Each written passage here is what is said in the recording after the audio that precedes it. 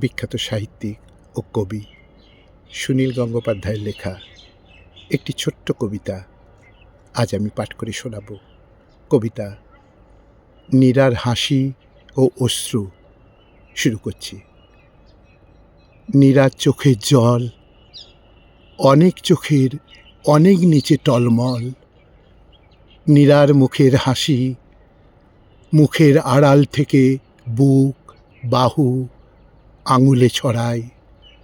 শাড়ির আঁচলে হাসি, ভিজে চুলে হেলানো সন্ধ্যায় নীরা আমাকে বাড়িয়ে দেয় হাস্যময় হাত। আমার হাতের মধ্যে চৌরাস্তায় খেলা করে নীরার কৌতুক। তার ছদ্মবেশ থেকে ভেসে আসে সামুদ্রিক ঘ্রাণ। সে আমার দিকে চায়। নীরার গোধূলিমাখা ঠোঁট থেকে ঝরে পড়ে লীলালোদ। আমি তাকে প্রচ্ছন্ন আদর করি। গুপ্ত চোখে বলি, নীরা, তুমি শান্ত হও। অমন মোহিনী হাস্যে আমার বিভ্রম হয় না। আমি সব জানি। পৃথিবী তোলপাড় করা প্লাবনের শব্দ শুনে টের পায় তোমার মুখের পাশে উষ্ণ হাওয়া। নীরা, তুমি শান্ত হও।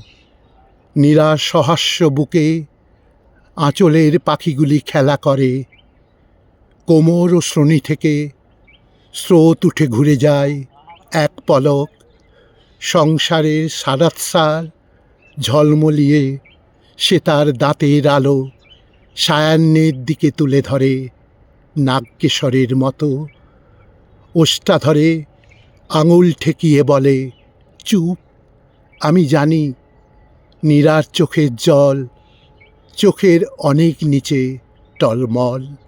আমি জানি নীরার চোখের জল চোখের অনেক নিচে টলমল।